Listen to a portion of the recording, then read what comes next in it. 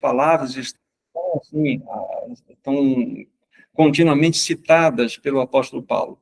Aí eu levantei a pergunta, né? Em quais circunstâncias Paulo escreveu esta carta? Aí eu lembro aos irmãos que Paulo, ele estava preso em Roma. Ele já estava vindo de uma prisão anterior, que foi em Cesareia de Filipos, ele havia estado lá por 2 anos, aí ele é levado para Roma, ele está completando, então, o seu 2º ano de prisão, né? Somando todos os anos, são 4 anos de prisão, e Paulo, então, ele vai escrever, além dessa carta, mais 3 outras cartas importantíssimas, e nessa carta, de modo especial, ele traz a tônica da alegria. E nós, então, levantamos a pergunta, como, então, nós podemos colocar essas duas realidades juntas, né? A alegria e as circunstâncias em que Paulo escreveu estas cartas, estas cartas, e especificamente esta carta aqui. Porque Paulo, como havia dito aos irmãos, Paulo ele estava preso, e era uma prisão domiciliar. Lembre-se, ele estava acorrentado a um soldado que, às 6 horas, né, trocava ali por um outro soldado, e essa foi a experiência de Paulo por esses 2 longos anos ali na prisão em Roma. Mas, ainda assim, a gente percebe que Paulo, de uma maneira, sabe, com grande citação, ele fala muito da alegria. Então, nós perguntamos, Paulo, o que acontece? O que há em você que nós não conhecemos que esteja, assim, provocando em você esse tipo de sentimento? E quando nós analisamos a vida de Paulo, não só através do livro de Filipenses e em outras cartas, ele escreveu 13 cartas, né? A gente não consegue ver na vida do apóstolo Paulo nenhum traço de amargura, nenhum traço de mágoa, nenhum traço de frustração, de decepção, ressentimento. O apóstolo Paulo estava perfeitamente, sabe, vamos dizer assim, em sentimentos e emoções absolutamente harmônicas.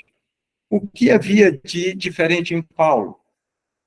Uma coisa importante a citar para os meus irmãos é que a origem dessa igreja em Filipos, né, aconteceu dentro de uma situação também bastante significativa.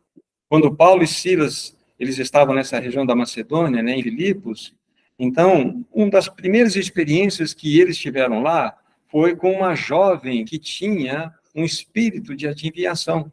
E que Paulo e Silas fizeram? Eles expulsaram aquele espírito maligno, libertaram aquela jovem. E isso provocou que uma ira muito grande àqueles que eram os senhores daquela jovem, porque Paulo e Silas mexeram diretamente no bolso daqueles senhores, porque dava grande lucro aquela jovem para aqueles senhores. Então, eles foram acusados, foram levados diante dos pretores, e ali, então, Paulo e Silas, julgados e condenados. Foi ordenado que muitas chibatadas fossem dadas a eles. Aí eles foram lançados a um cárcere inferior e sob a guarda de um carcereiro. Mas, surpreendentemente, o que aconteceu? Relatado isso em Atos, capítulo 16, a partir do verso 23. Paulo e Silas, por volta da meia-noite, oravam e cantavam louvores a Deus. Isso é extremamente surpreendente. Então, todos aqueles vergões que se encontravam nas costas de ambos se tornaram como que cordas de uma lira, através das quais eles tiraram ali um lindo hino, um lindo cântico de louvor e adoração ao Senhor.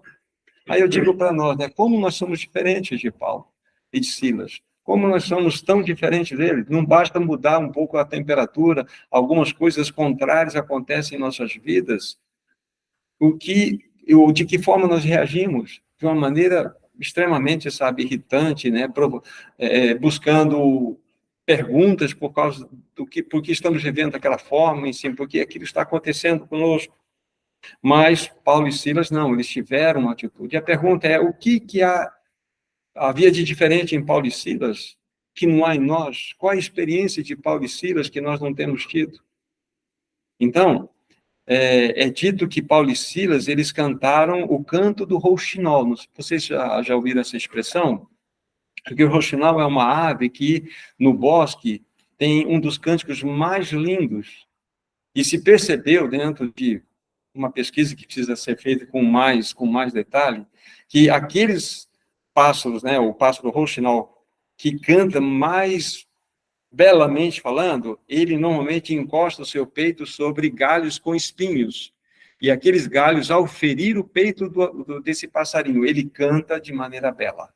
Então, isso nos mostra uma experiência muito linda, que Paulo e Silas cantaram ali o canto do rouxinol, porque nas provações eles mostraram o que havia dentro deles.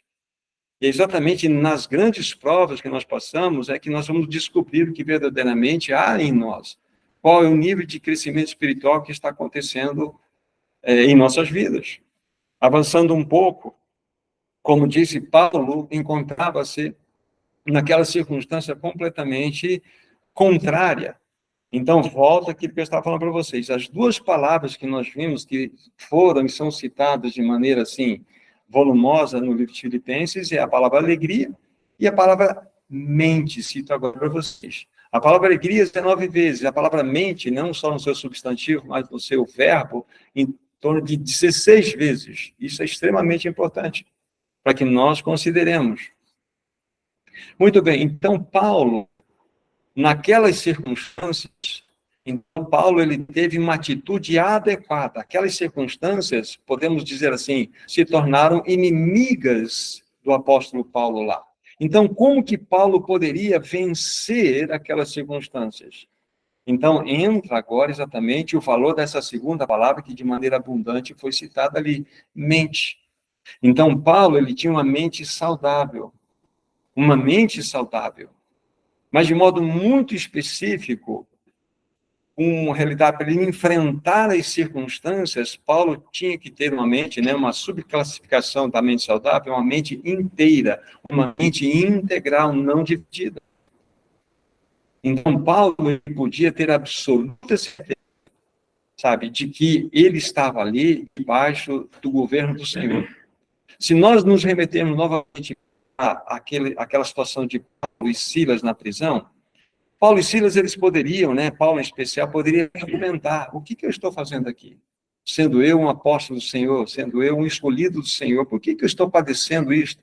Por que o Senhor não impediu que estas situações ou essas chibatadas viessem sobre... Por quê? A gente não percebe que Paulo, em momento algum, questionou aquela circunstância, porque ele enxergava todas aquelas situações na perspectiva de que Deus estava no comando. Deus estava comandando toda a sua vida. Deus não havia perdido o controle da sua vida. E isso mostra que Paulo tinha uma mente integral, uma mente não dividida, uma mente inteira. É exatamente isso que vai nos dar a capacidade para nós enfrentarmos as circunstâncias. Elas são adversas, mas de que maneira nós vamos enfrentar essas circunstâncias adversas? Tendo uma mente integral, uma mente inteira, não dividida. Essa vamos dizer assim, é a grande bênção, o grande remédio que nós temos, o grande segredo que nós temos para enfrentar as circunstâncias. Porque se nós formos enfrentar as circunstâncias com as nossas próprias forças, eu já sei qual vai ser o resultado disso. Mas quando nós nos vestimos de uma mente integral, de uma mente que não é dividida, uma mente inteira, como Paulo tinha, então nós vamos ser vitoriosos. Então Paulo sabia exatamente que o Senhor era aquele que determinava todas as coisas na sua vida. Ele nunca foi apanhado de surpresa. Então, quando nós temos essa clareza no coração, que o Senhor governa todas as circunstâncias que recaem sobre nós, então nós descansamos. Nós nunca somos apanhados de surpresa, porque o Senhor está no comando da nossa vida. Esse é o grande ponto. Então, o que Paulo pode nos ensinar nesse primeiro instante, nesse primeiro momento, né? Que quando nós estamos enfrentando uma circunstância diversa, problemas e dificuldades, nós vamos enfrentar essas realidades com uma mente integral, uma mente completamente, assim, inteira, não dividida.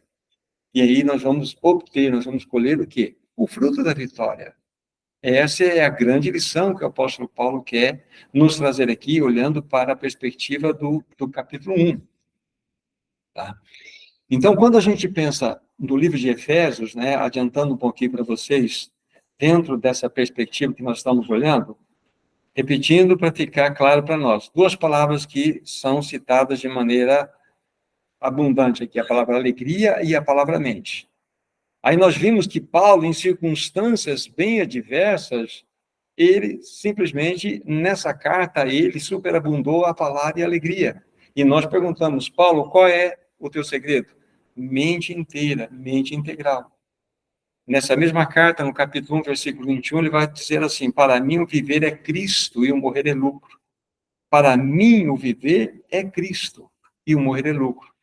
Paulo tinha um único foco na sua existência, era uma vida na completa dependência do Senhor Jesus Cristo. Esse é o ponto. Então, Paulo, ele, em toda aquela circunstância em que ele vivia, vocês se lembram, se vocês quiserem ler, pega Filipenses capítulo 1, por favor, só para vocês fazerem uma leitura, do versículo 12, eu vou fazer a leitura aqui, do versículo 12 ao 14, é suficiente para que nós entendamos. Filipenses 1, 12 a 14. Vejam só que impressionante a passagem das Escrituras Sagradas. Quero ainda, irmãos, cientificar-vos de que as coisas que me aconteceram têm, antes, contribuído para o progresso do Evangelho, de maneira que as minhas cadeias em Cristo se tornaram conhecidas de toda a guarda pretoriana e de todos os demais.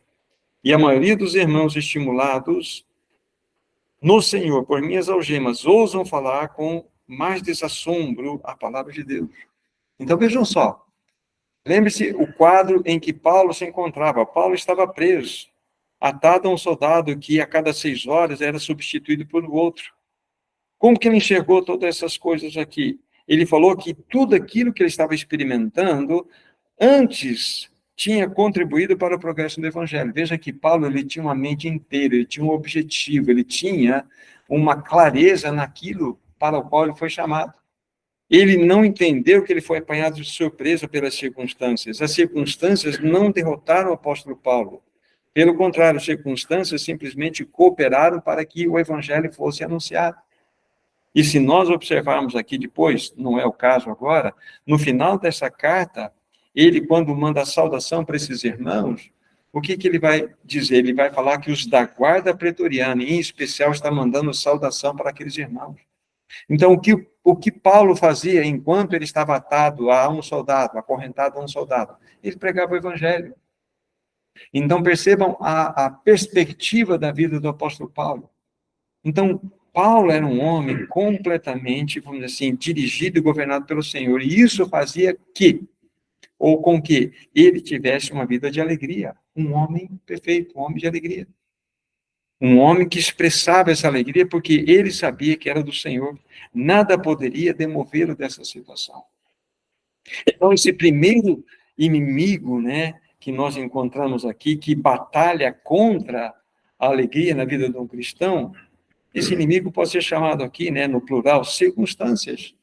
Aí a pergunta que eu faço para cada um de nós, né, como nós temos lidado com essas circunstâncias, com esses inimigos? Se nós, de fato, olharmos nessa perspectiva, como Paulo está nos mostrando aqui, nós vamos, então, buscar um caminho de termos uma mente saudável, especificamente aqui, uma mente integral. Qual é o objetivo para o qual nós fomos chamados? Independentemente da medida com que nós temos aqui, nós fomos chamados para vivermos para Cristo. Nós fomos chamados para testemunharmos do Evangelho, por onde quer que formos. Essa é a questão que faz com que nós entendamos o que significa ter uma mente integral, não dividida. Simples assim. Agora, quando nós olhamos para o capítulo 2 do livro de Efésios, né? Do livro de Filipenses, nós então encontramos aqui, eu lembro que naquela última reunião eu mostrei algumas coisas para vocês, alguns textos, mostrando claramente que nós temos também um terrível inimigo que peleja contra nós para roubar no nosso coração a alegria. Se no primeiro capítulo nós vimos que o terrível inimigo tem um nome chamado circunstâncias, nesse segundo capítulo, um inimigo que peleja constantemente em roubar a nossa alegria são as pessoas. Aí entra uma situação muito importante. Todos nós convivemos com pessoas diariamente. E nós convivemos com as pessoas convivem conosco. Não é verdade? Então, e muitas dessas pessoas são de características possessivas, pessoas que são críticas, pessoas que são, muitas vezes, prontas a julgar, pessoas que têm apito de futebol na boca para julgar a nossa vida, pessoas que, de fato, trazem peso para nós, pessoas pesadas. Temos isso. Mas eu quero dizer para vocês o seguinte, que nós podemos também ser essas pessoas. Nós podemos ser essas pessoas críticas, nós podemos ser essas pessoas pesadas, essas pessoas, sabe, que, de fato, têm apito de futebol na boca para julgar a vida das pessoas. Somos professor de vida de todos. Então, nós podemos ser. Então, para falar desse inimigo terrível da nossa alegria, então, a primeira pessoa que nós precisamos identificar como o grande problema é o seguinte: se nós formos aqui para o lavabo, fazer uma fila que nós estamos aqui, para o lavado ali da casa do Ricardo Muriel, e olharmos lá no lavado, no espelho, nós vamos enxergar a pessoa primeira que gera todo esse tipo de problema em nós. Sou eu mesmo. Sou eu mesmo. Essa é a questão. Então, na realidade, eu preciso verificar que muitas vezes eu mesmo posso estar sendo aquele que provoca toda essa situação, sabe, de se tornar um inimigo na minha vida mesmo e eu me tornar uma pessoa sem alegria. Mas quando nós falamos de pessoas à nossa volta, todos nós temos experiência. Eu vou citar duas experiências bem particulares, uma aqui na própria vida do apóstolo Paulo e uma outra que nós vamos num outro livro das Escrituras Sagradas. Então, nós vamos verificar que nós não podemos deixar esse assunto de lado, é extremamente importante. E vocês vão entender o que eu quero dizer.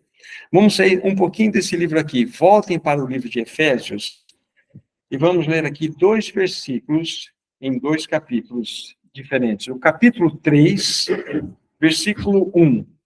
Efésios, capítulo 3, versículo 1. E vou destacar uma palavra aqui para vocês, para comentar depois. Por esta causa, eu, Paulo, sou o prisioneiro de Cristo Jesus por amor de vós, gentios. Então, Paulo está se identificando aqui, né, como Paulo, o prisioneiro de Cristo Jesus. No capítulo 4, bem pertinho de vocês que estão aí, no versículo 1 também, está escrito assim: rogo-vos, pois eu, o prisioneiro no Senhor, que andeis de modo digno da vocação a que foste chamados. Novamente, Paulo, ele se identifica como alguém que é prisioneiro no Senhor. Extremamente importante essa colocação aqui. Tá. Quem era o imperador de Roma quando Paulo estava preso? Vocês se lembram? Nero. Mas ele não se coloca como um prisioneiro de Nero, e sim como o prisioneiro do Senhor. Ok? Isso é muito importante. Nas duas situações, nós vamos encontrar uma outra menção que ele faz, na outra carta que ele escreve, né, a Filemon, novamente, lá no versículo 1 do capítulo 1, ele vai falar novamente: eu, prisioneiro do Senhor. Então, Paulo, ele não se identifica, ele não se coloca como alguém que era prisioneiro de um sistema. Ele não era prisioneiro dos judeus, ele não era prisioneiro de Nero, ele se coloca como prisioneiro de Cristo. E aqui está o grande segredo. O prisioneiro de Cristo. Agora, o que eu quero dizer para vocês nesse instante agora? Muitos irmãos, por causa da mágoa, por causa de ressentimentos, por causa de decepção, por causa de frustração, por causa de problemas relacionais, fazem o quê? Fazem dos seus próprios corações um cárcere. É como se abrissem o coração e colocassem pessoa ou pessoas dentro do coração e fechasse o cárcere, a porta do cárcere. E essas pessoas ficam ali dentro. Na realidade, o que essas pessoas estão fazendo é que estão aprisionando os seus próprios corações. Que quando nós não perdoamos, quando nós carregamos mágoas das pessoas, quando nós carregamos amargura, ressentimentos, isso tudo está dentro do seu... Você criou o seu próprio cárcere. É cárcere com grades invisíveis. E essas pessoas ou pessoa está aí ou estão aí dentro do nosso coração. Então, o que elas irão fazer? Irão nos torturar, irão buscar nos destruir, vão roubar a nossa alegria. Lembre-se, Paulo era prisioneiro de Cristo. Se Paulo fosse prisioneiro de César, todo um ódio, todo um rancor, toda uma decepção, todo um desejo de morte contra Nero estaria no seu coração. E ele estaria vazando pelos seus lábios, pela sua boca ali, toda aquela baba de serpente de ódio de Nero. Mas ele não era prisioneiro de Nero, ele era prisioneiro de Cristo. Tem muitas pessoas que são desejosas de encontrar outras para falar de outras. Para abrir coração, da fulana, do fulano, do ciclano, do beltrano. Porque essas pessoas que elas estão colocando em pauta estão encarceradas no seu coração. Então, pessoas roubam, sim, a nossa alegria. Pessoas roubam a nossa alegria. Por quê? Porque nós não somos prisioneiros de Cristo. Somos prisioneiros das pessoas. Aí, essas pessoas, elas guardam a mágoa e ficam ali, trancafiam aquelas pessoas ali dentro e não deixam sair. Não deixam sair. E, às vezes, passam anos a fio e essas pessoas continuam ali dentro. Não sei se é o caso de pessoas que estão nos ouvindo, estão juntos, mas esse é um assunto que eu quero que você leve profundamente, de modo sério no seu coração. Porque esse tipo de aprisionamento vai adoecer você, vai levar você para doenças terríveis. Segundo os pesquisadores, né, então há uma diferença de pensamentos aí, em torno de 60% ou mais das doenças que as pessoas trazem hoje em seus corpos, na verdade, elas vieram da sua psique, da sua alma, doentia. E elas começam a sofrer no seu corpo físico algo que, de fato, arrebentou na sua alma. Por quê? Porque pode ser que esteja carregando, aprisionando pessoas dentro do seu coração.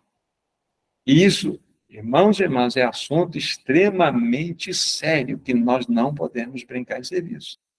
Nós vamos adoecer e vamos sofrer, porque nós estamos aprisionando Nero dentro do nosso coração. Você e eu devemos ser prisioneiros de Cristo Jesus, de Cristo Jesus, porque daí não cabem outros dentro do nosso coração, só Cristo.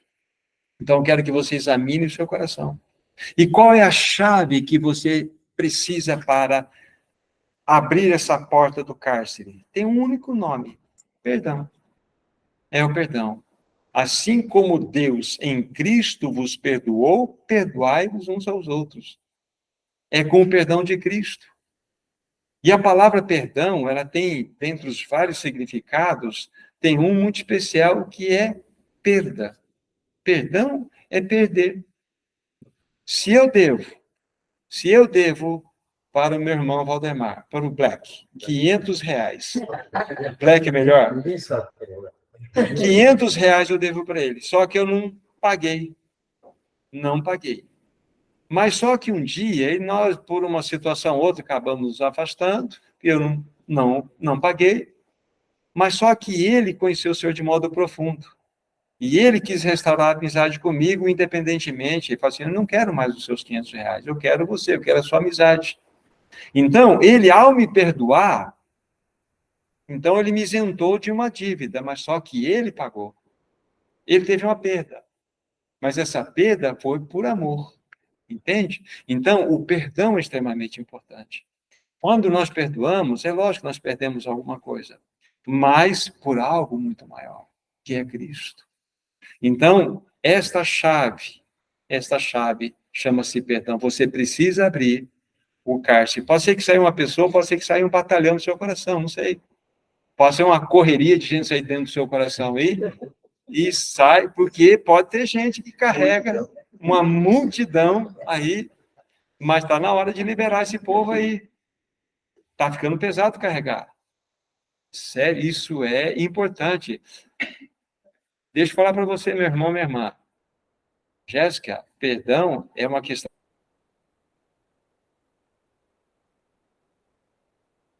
de saúde. É uma questão de saúde pública. A falta de perdão gera doença. As pessoas adoecem. Então, você percebe que pessoas podem roubar a nossa alegria. Agora, de que tipo de mente eu preciso ter, ser tomado para que eu vença esse inimigo pessoa, ou pessoas que tentam roubar a minha alegria? É uma mente submissa ao Senhor. Se, para eu vencer as circunstâncias, eu preciso ter uma mente integral, inteira, não dividida, entendendo qual o objetivo da minha vida, o propósito para o que eu fui chamado, para vencer esse inimigo chamado pessoa, ou pessoas, ou ladrão, podemos assim colocar, da alegria, eu preciso ter uma mente submissa ao Senhor, completamente ao Senhor. O que deve estar no meu coração é Cristo.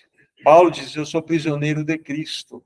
E se você e eu formos prisioneiros de Cristo, acabou. Acabaram as situações. Então, é muito importante. Uma outra forma de nós entendermos isso, né? Podemos dizer o seguinte, olha, nós temos uma gaiola dentro do fazendo do nosso coração uma gaiola, e abrimos essa porta e deixamos a ave de rapina entrar aqui dentro, e ela vai nos fazer mal. Abre a portinha dessa gaiola, deixa essa ave de rapina voar. Só permita que Cristo habite no seu coração. Só Cristo. Então você vai ser aquela pessoa que vai colocar a cabeça no travesseiro e dormir. Verdadeiramente dormir. Bem-aventurado aquele que põe a cabeça no travesseiro e dorme. E não dorme com seu inimigo. Gente, tem pessoas que sofrem por anos com esse assunto. E carregam dentro dos cárceres do seu coração esses neros da vida. Aí você vai fazer uma viagem linda lá para Roma. Roma está bonito de passear, vai lá, está passeando lá nas ruas lindas. Aí você vê uma pessoa. E aquela pessoa lembra você de alguém que está preso no seu coração. E você já pega uma indigestão contra aquela pessoa só porque, de maneira, na sua fisionomia, ela lembra aquela pessoa que está prisioneira no seu coração. Então, você levou o teu inimigo para passear contigo em Roma. Está na hora de você abrir aí a porta desse cárcere, gente. Nós somos livres. Deixe-me dizer, o assunto alegria é um assunto, eu falei para vocês, espiritual. É um assunto de crescimento espiritual. Não é um assunto qualquer, não. É um assunto que fala do quê? De característica de um cidadão, de uma cidadã celestial. Então, a alegria é um assunto importante. Então, quando nós nos reunimos em torno da palavra, em torno da mesa do Senhor, de que maneira vamos nos apresentar diante do Rei da Glória? Tristes? Não, nós estamos diante daquele Senhor que é gloriosamente, sabe, vencedora. É uma pessoa vencedora. Então, nós devemos nos apresentar de maneira alegre, festiva. Esse é o ponto. Então, Paulo, ele nos mostra isso de maneira clara, que ele tinha no seu coração Cristo. Ele não era prisioneiro de ninguém. E assim deve ser com cada um de nós. Devemos ser prisioneiros unicamente de Cristo Jesus. Agora, um exemplo que vocês vão para o livro de Gênesis, por favor. Gênesis. Deixem aberto, por favor, aí, no capítulo 45.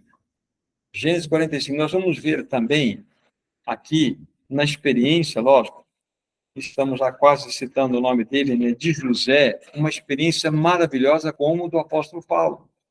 Nós vamos verificar que José também era um homem que tinha uma mente submissa ao Senhor. Então, deixe aberto aqui, deixe fazer algumas observações, depois vamos ler juntos uma passagem aqui. A partir do capítulo 37 de Gênesis, ali começa o relato da história da família de Jacó. E começa a história de José. José tinha 17 anos. Aí vocês se lembram, ele teve um sonho. ele estava no campo com seus irmãos, aí ele começa a contar o sonho para os seus irmãos. Olha, o que eu sonhei foi o seguinte, que o meu feixe, que nós já põemos no campo, ele ficou em pé, e os feixes de vocês se inclinaram diante do meu feixe. E eles já ficaram bravos com aquilo. Já ficaram com o coração cheio de ódio. Mas depois José teve um outro sonho. Ele falou assim, olha, eu sonhei que o sol, a lua e 11 estrelas se inclinavam diante de mim. Isso foi a gota d'água. Subiu um ódio terrível no coração dos seus irmãos e eles juraram José de morte. Então, tramaram contra a vida de José para matá-lo, ameaçaram, quase o fizeram, até que, por fim, venderam José para uns mercadores de escravos midianitas, que pegaram José, levaram para o Egito, e lá ele foi colocado na praça, e Potifar, que era um oficial de Faraó, olhou para José e comprou José, e levou José para sua casa. E a casa de Potifar começou a prosperar, e Potifar tinha uma confiança muito grande em José. Só que a esposa de Potifar se insinuou para com José. Qual foi a atitude de José? Ele saiu correndo. A mulher, não satisfeita, chamou Potifar e falou assim, olha, José tentou me atacar. Potifar, contrariado no coração, fez o quê? Fez com que José fosse levado para a cadeia. Foi preso. Então, José foi para a cadeia. E lá ele, que era um cara legal, um cara bem turmado, ele fez uma amizade com o chefe dos carcereiros, ele foi colocado numa posição mais legal lá. E o que aconteceu? Foram levados para a prisão 2 homens que serviam na presença de Faraó, um padeiro e um copeiro. Eles foram acusados de tramar contra a vida de Faraó. Então, eles ficariam presos até que houvesse o julgamento. Aí, José teve um sonho. E José, novamente, e revelou para ele, para o padeiro e para o copeiro, a realidade daquilo que aconteceria. O padeiro seria julgado, porque ele era o culpado, e o copeiro seria liberto, porque não tinha nada a ver com aquela trama. Foi o que aconteceu. Descobriram tudo, o padeiro é levado, executado, e o copeiro, então, ele é libertado. Quando o copeiro está saindo da prisão, José fala, ei, copeiro, negócio seguinte, ó, lembra de mim lá, fala para o faraó, que eu não tenho nada a ver, eu estou preso aqui de maneira injusta. O que o copeiro fez? Esqueceu. Esqueceu, José ficou mais tempo na cadeia. Até que passaram-se um tempo lá, e Faraó teve um sonho das vacas gordas, lembra? E daquelas espigas boas e espigas mirradas. Nós sabemos da história. Aí ele não sabia, aí o copeiro lembrou. Olha, tem um cara assim lá, chamaram José, e José então é colocado na presença de Faraó. Ele interpreta o sonho, nós sabemos, 7 anos de fartura, 7 anos de extrema seca e perda. Então, aí veio uma seca que atingiu, né, todo o império, atingiu Canaã, até que então Jacó, pai daqueles 11, também José, envia os 11 para o Egito para comprar cereal. Aí, o texto que eu li, que eu indiquei para vocês, vai dar o cenário quase que finalizado de tudo aquilo que aconteceu no encontro de José com seus irmãos. Então, capítulo 45, do versículo 4 ao 8, eu vou ler para vocês. Gênesis 45, 4 em diante. Diz assim, disse José a seus irmãos, agora chegai-vos a mim. Chegaram-se. Então disse, eu sou José, o vosso irmão, a quem vendestes para o Egito. Agora, pois, não vos entristeçais, nem vos irriteis contra vós mesmos, por me haverdes vendido para aqui, porque para a conservação da vida, Deus me enviou diante de vós. Porque já houve 2 anos de fome na terra, e ainda restam 5 anos que não haverá lavoura nem colheita. Deus me enviou diante de vós para conservar vossa sucessão na terra e para vos preservar a vida por um grande livramento. Assim não fostes vós que me enviastes para cá, e sim Deus que me pôs por pai de Faraó e senhor sobre a sua casa como governador em toda a terra do Egito. Olha que texto impressionante. Vocês perceberam? Pessoas na vida de José? Pensem agora comigo, família. Família. José tinha 17 anos quando aconteceu aquele primeiro cenário que eu falei para vocês do sonho. 17 anos, ele já experimentou um grau de rejeição incrível pelos seus irmãos. Foi maltratado, jurado de morte e tudo aquilo que aconteceu. Então, famílias, pessoas podem se constituir como inimigos da nossa alegria. Podem roubar a nossa alegria, de tal maneira que nós não iremos desfrutar da alegria que o Senhor nos deu. Compreende? Aí José é vendido, José ele é levado pelos midianistas, né, aqueles mercadores de escravos, pessoas que possivelmente trataram ele apenas como um objeto de comércio. Quando ele chegou no Egito, por Potifar, ele foi comprado como um objeto que seria útil, pessoas.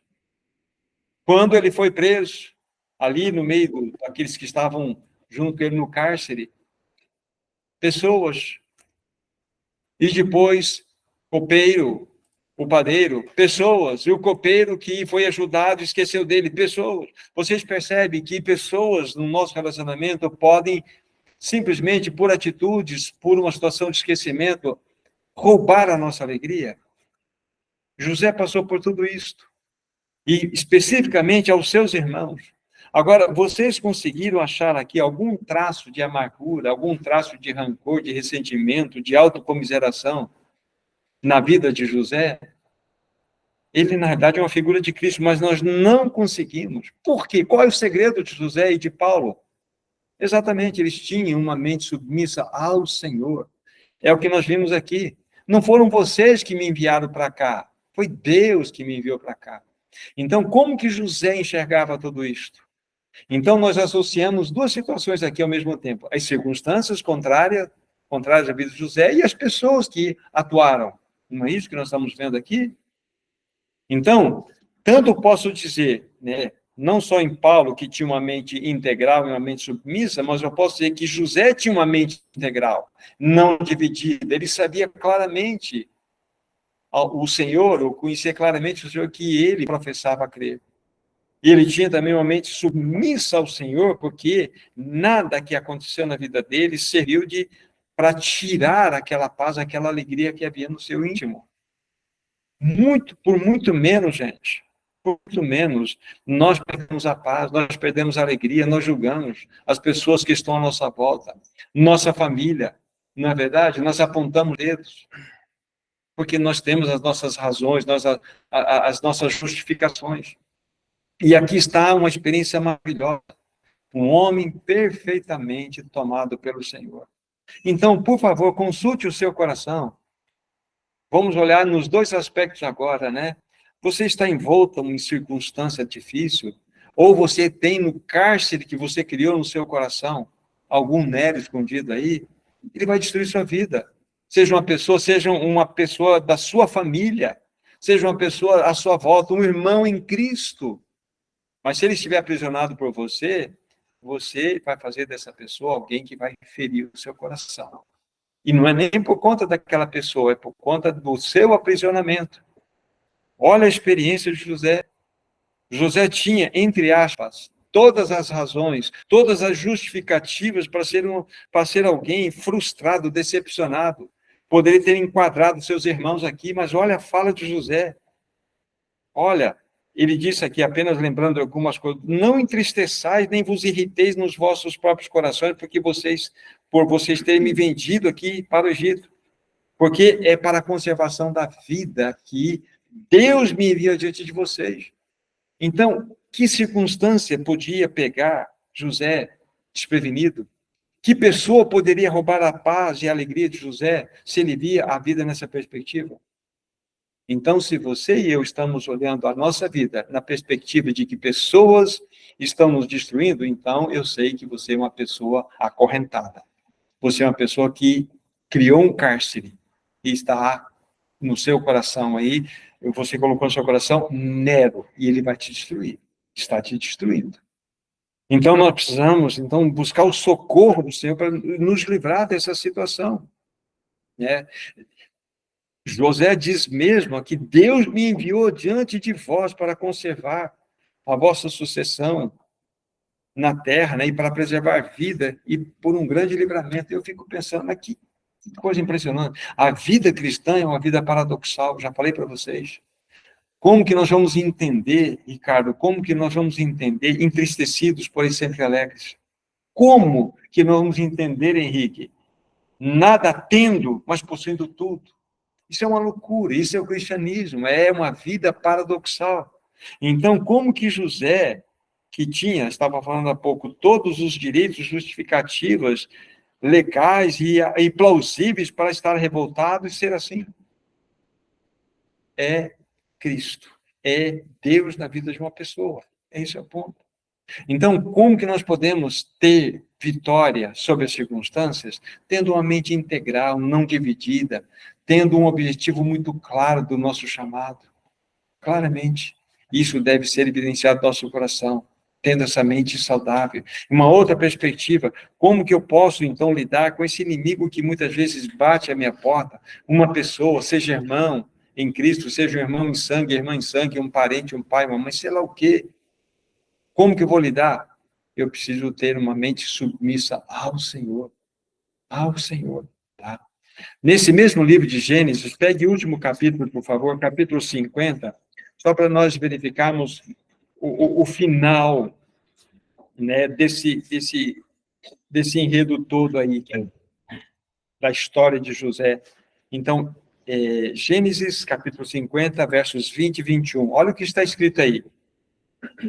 Vós, José está dizendo aos seus irmãos, vós, na verdade, intentastes o mal contra mim, porém Deus o tornou em bem, para fazer como vedes agora, que se conserve muita gente para a vida. Não temais, pois, eu vos sustentarei a vós outros e a vossos filhos. Assim os consolou e lhes falou ao coração.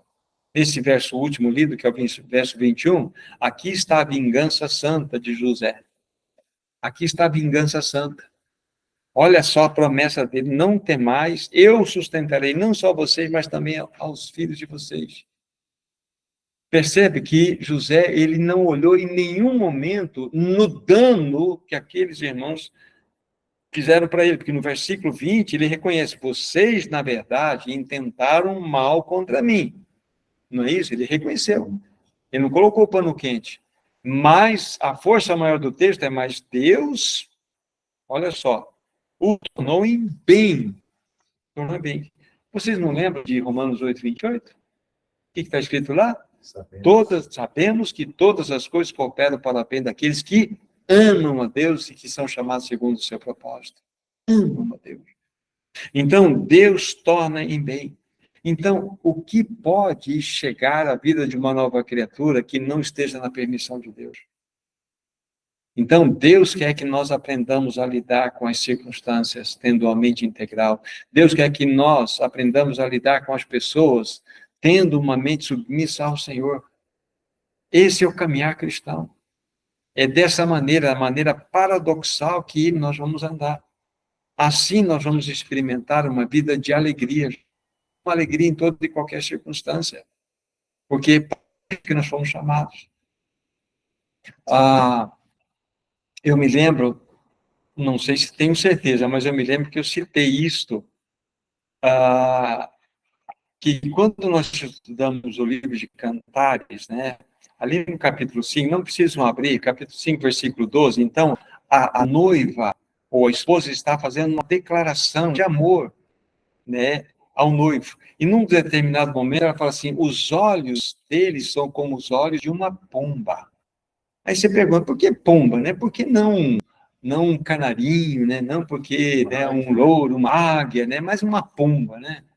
É porque, na realidade, a pomba é uma ave, a única ave que não tem os seus olhos, a sua visão, ela não é multifocal. A visão da pomba é unifocal. Ela precisa olhar uma imagem de cada vez, ela não vê duas imagens ao mesmo tempo. Então, quando a noiva está olhando para Cristo, naquele texto que eu citei, né, de Cantares 5:12, Cristo tem um único olhar, um olhar direcional para nós. Ele não tem um olhar multifocal, é unifocal. Ele contempla cada um de nós individualmente para confessar o seu amor por nós. É esse tipo de olhar que nós devemos ter, um olhar unifocal. Paulo era um homem que não tinha sua mente dividida. Paulo era um homem que não olhava para muitas direções ao mesmo tempo. Imaginemos novamente ele naquela prisão com Silas. Ele poderia, num dos momentos de dor, falar assim: Silas, eu estava pensando comigo aqui, por que será que nós estamos aqui? O que fizemos de errado? Será que o diabo está tomando caminho aqui? Demos brecha para o diabo? Ele podia argumentar. Ou podia falar assim: Silas, Deus, por que o Senhor permitiu que eu estivesse aqui, nós estivéssemos aqui? Estamos pregando a tua palavra. Você percebe a mente dividida aqui? Ele começa a buscar respostas em questionamentos. Então, a mente dele não era uma mente dividida, era uma mente focada, uma mente única. Então, ele olhava para o Senhor. Então, o foco da vida de Paulo era único. Assim como a pomba tem uma direção única no seu olhar, nós devemos ter uma direção única no nosso olhar. Nós devemos focar. E isso vai fazer com que nós tenhamos uma saúde espiritual adequada. Ou seja, nós estamos indo para a nossa conclusão. O que nós vimos hoje, dentro, né, da perspectiva do livro de Filipenses, duas palavras se destacaram, a alegria e a palavra mente. Não é isso? Aí nós buscamos responder por que a alegria, né, foi tão falada aqui nessa carta, se as circunstâncias que Paulo se encontrava eram circunstâncias completamente opostas à alegria. Essa carta poderia ser chamada de qualquer outro nome, menos da carta da alegria, mas é a carta da alegria. Aí nós vimos que Paulo podia ter alegria em circunstâncias tão adversas, porque, a segunda palavra, ele tinha uma mente saudável. E essa mente saudável, né, ela mostrou-nos aqui, dentro dessa divisão, como uma mente integral, mente inteira. E na segunda situação, nós vimos que Paulo poderia enfrentar todas aquelas dificuldades ao entorno dele, enfrentar não só o Império Romano, mas os judeus, aquelas pessoas que o perseguiam, as pessoas que perseguiam, porque ele tinha uma mente submissa ao Senhor. E ele, então, poderia, com essa mente submissa ao Senhor, ser uma pessoa alegre. Gente, hoje nós vivemos numa sociedade, e essa sociedade precisa experimentar de uma alegria que ela não pode ser produzida por nada, a não ser pela vida de Cristo em nós. E cada um de vocês tem esse Cristo maravilhoso habitando no coração de vocês. Então, lembre-se, mente integral e mente submissa. Nós somos prisioneiros de Cristo e não de mero algum. E quero finalizar dizendo o seguinte: consulte o teu coração. Já pegue a chave do perdão imediatamente na sua mão aí e destranque aí essa vamos dizer assim, essa porta, essa fechadura que está travando essas pessoas ou pessoas dentro de você. Deixa ela sair. Deixa ela sair, só permita que Cristo viva aí. E você, tenho certeza, vai dormir de maneira como você nunca dormiu hoje. É extremamente libertador isto. Então, que Deus, na sua infinita graça, abençoe sua palavra no nosso coração. Lembrando que nós fomos chamados para ser um povo alegre. Alegria é um assunto sério, é um assunto espiritual, é um assunto que demanda crescimento espiritual. Então, que Deus verdadeiramente faça de nós um povo feliz. Feliz porque nós temos a Cristo Jesus. Amém.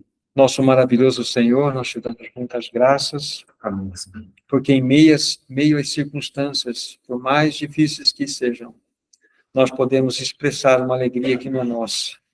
Então nós pedimos, conceda, sim, uma mente integral, nos dê uma mente não dividida, Senhor, uma mente focada em Ti, uma mente que verdadeiramente fique olhando unicamente para Ti, Senhor. Que as circunstâncias sejam submetidas a esta realidade, Senhor. Também nós desejamos, amado Senhor, ter uma mente submissa a Ti. Não permita que nós carreguemos em nossos corações ninguém a não ser o Senhor mesmo. Aqueles que sofrem com isso, que possam abrir o cárcere dos seus corações com a chave do perdão e realmente arrancar essa porta desse cárcere, se permitir que somente Cristo Jesus como Paulo disse, que nós somos prisioneiros dele, desse Cristo maravilhoso. Que as pessoas liberem dos seus corações todas aquelas pessoas que possam estar trazendo mal às suas vidas, Senhor. Sim, Que haja uma libertação plena, Senhor. Amém. Que as pessoas possam experimentar uma mente plenamente submissa a Ti, como José teve, Senhor, Amém. como Paulo teve, como tantos outros tiveram, Senhor. Nós queremos ser um povo liberto, Amém. um povo que verdadeiramente manifeste o único cativeiro que é em Cristo Jesus. Sim, Senhor. Abençoa a Tua palavra na vida do Teu povo. Sim. Em nome de Jesus nós oramos. Amém, Senhor.